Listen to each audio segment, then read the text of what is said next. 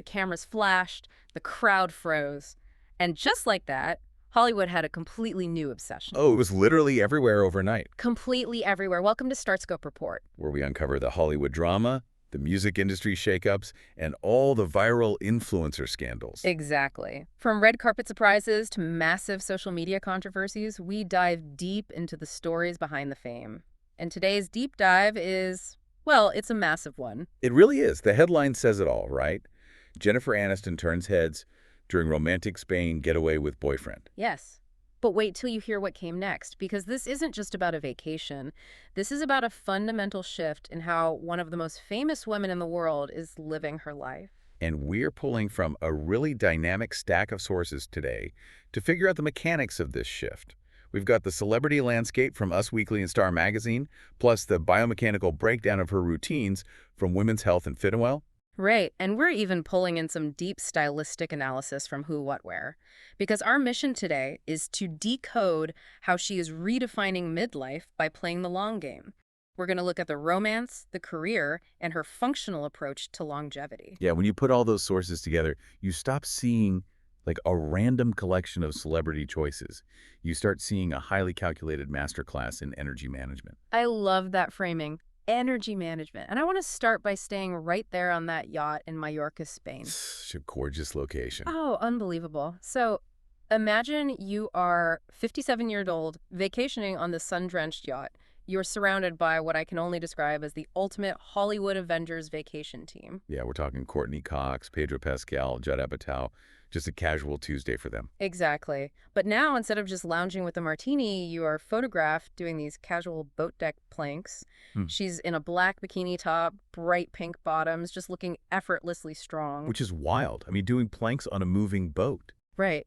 But despite all that A-list star power on the boat and the impressive core strength, the media spotlight has been entirely focused on one person standing next to her boyfriend, Jim Curtis. Right. And what's fascinating here is the media's tendency to frame any yacht photograph as a fleeting summer fling, like a whirlwind romance. Always. It's always the summer romance angle. But if we look at the timeline provided by our sources, it tells a story of grounded stability.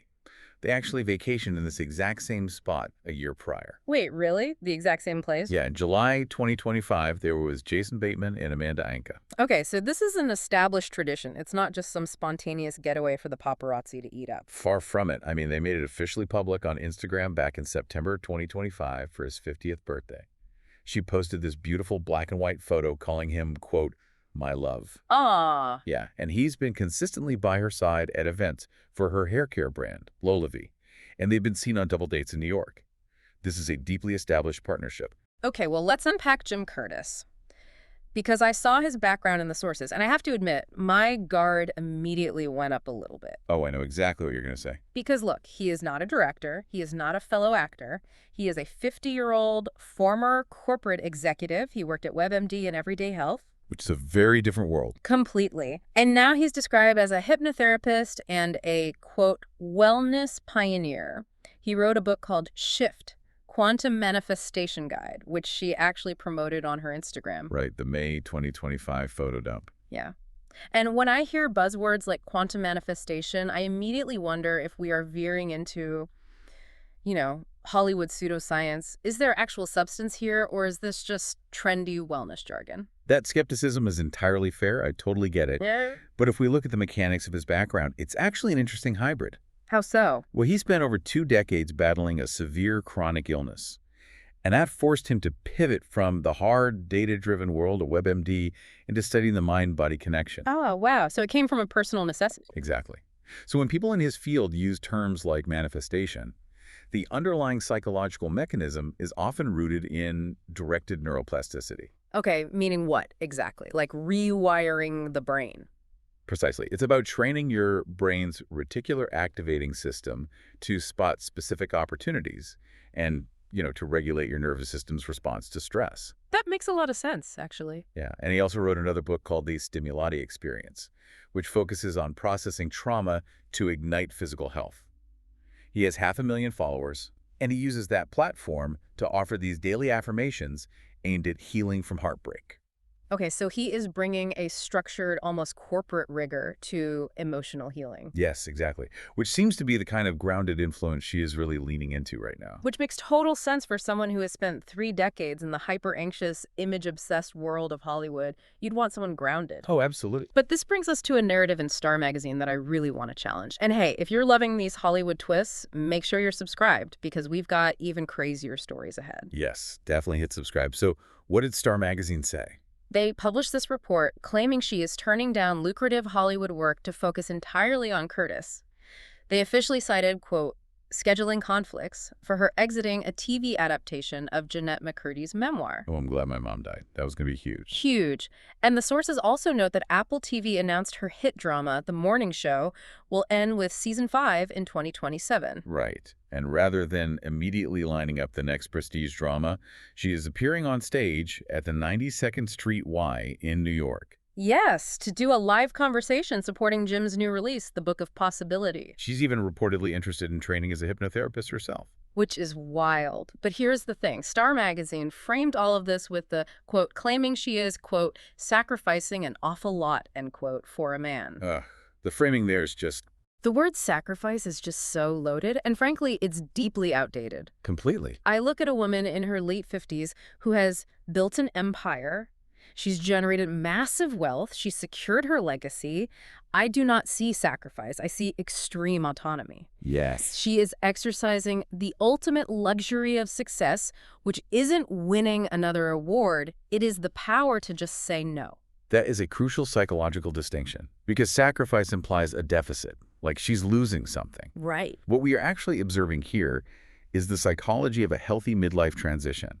Specifically, a concept we could call strategic subtraction. Strategic subtraction. I like that. Yeah, as you age, optimizing your life isn't about adding more and more commitments. It's about ruthlessly editing out anything that drains your energy or disrupts your peace. That completely shifts the lens. It explains why diving into intellectual curiosities like hypnotherapy or hosting a live talk feels so much more rewarding than grinding through another grueling television production schedule. Exactly. And we should clarify, she isn't retiring from acting. No, not at all. She is just applying that strategic subtraction to the types of roles she actually accepts. Which perfectly explains her next project.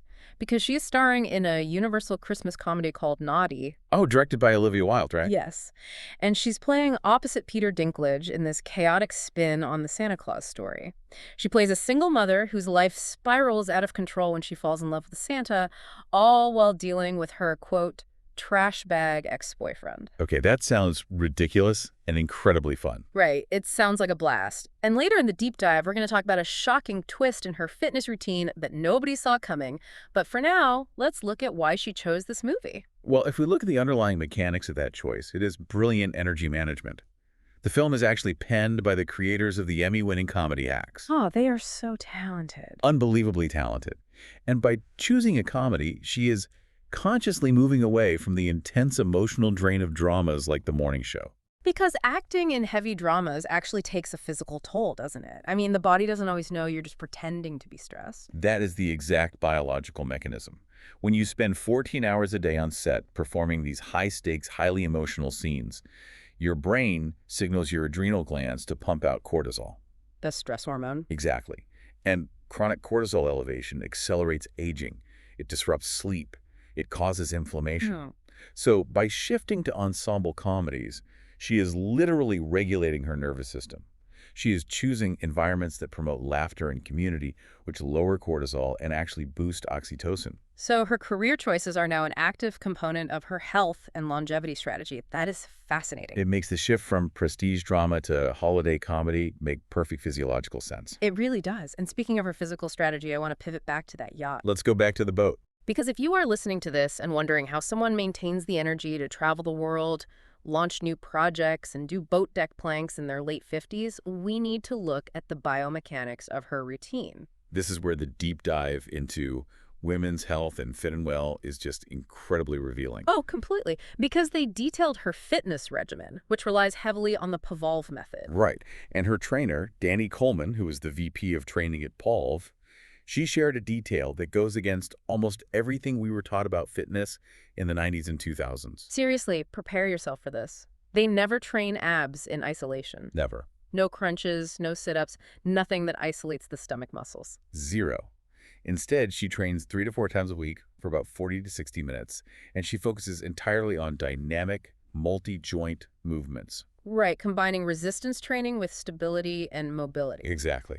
We were talking about squats, hinges, wood chops, single-leg deadlifts. I was trying to figure out how to visualize the difference between those two approaches, and it reminds me of upgrading a car. Oh, I like this. Go on. Like, doing an isolated ab crunch is like tightening a single superficial bolt on a wheel. It might look a little better, but it doesn't change how the car actually drives. Right, right. But doing multi-joint movements, like a single-leg deadlift, is like upgrading the entire suspension system to handle rough terrain. That is a phenomenal biomechanical analogy. It perfectly illustrates the concept of tensegrity in the human body. Tensegrity. Yeah, tensional integrity. Basically, your muscles and your fascia, they don't operate in isolation. They're a continuous web. Okay. So when you do a woodchop movement, you are forcing the core to engage naturally to transfer power from your legs to your arms. And simultaneously, you're forcing your stabilizing muscles to keep you upright. So you are building deep structural strength rather than just, pumping up surface muscles for the mirror. Exactly. Yeah. The visible abs we saw on the boat, they're literally just a byproduct of her training for structural autonomy. And what stands out to me is how accessible this is. Because if you're listening and thinking, well, I don't have a celebrity trainer, the tools she uses are actually surprisingly basic. Very basic. Coleman notes she uses Pro Source Fit ankle weights, light resistance bands, and a Pilates ball. That's it. It's all stuff you can keep in your living room. Completely.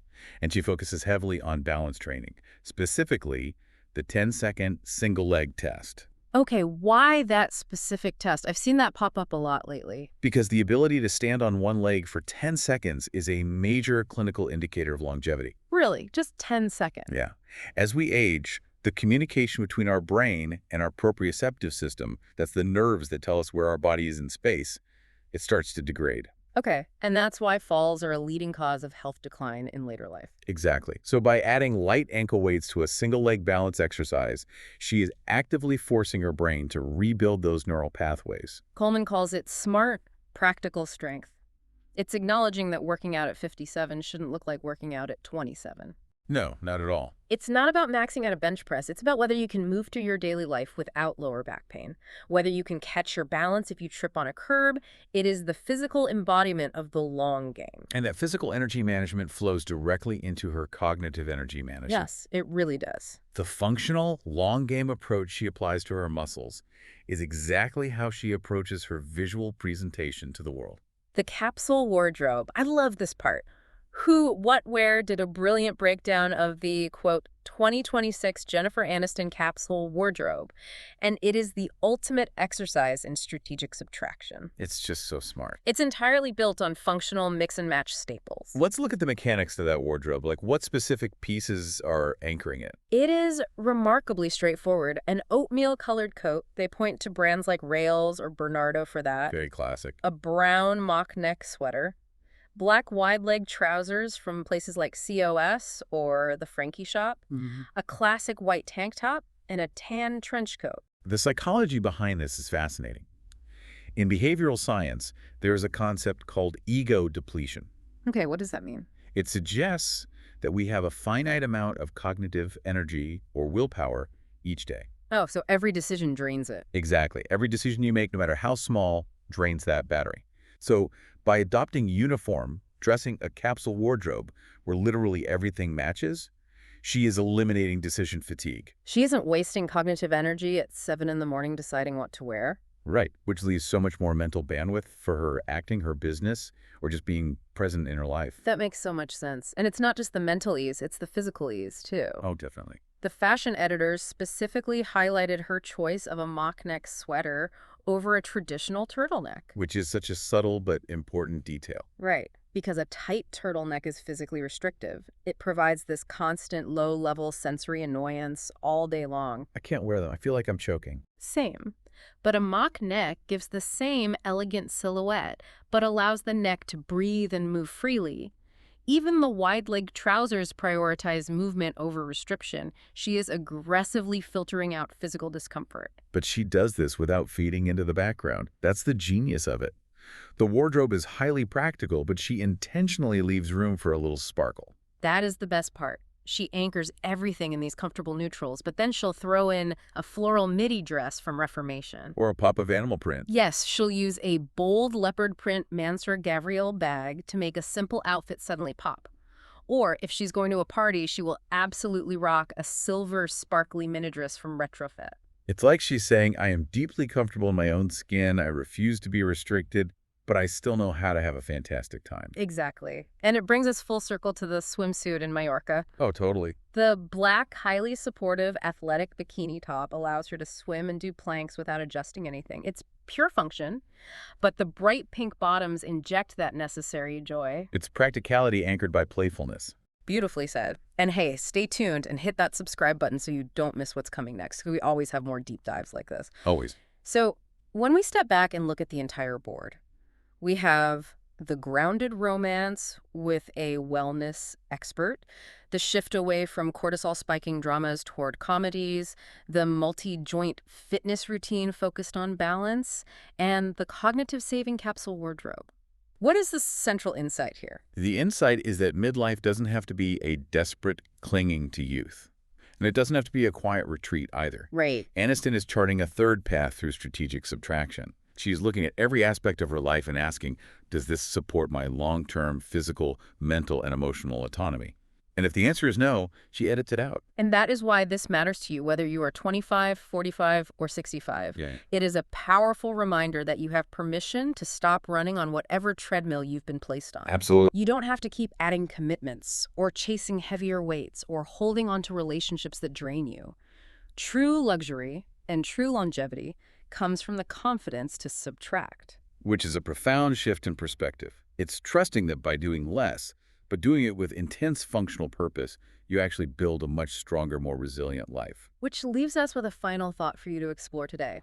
If embracing strategic subtraction, whether that's through neuroplasticity, functional movement, or just wearing clothes that actually let you breathe, can completely rewrite the script for one of the most visible women in the world, what is one small, draining habit you could subtract today to free up the energy to rewrite your own narrative? That is a great question.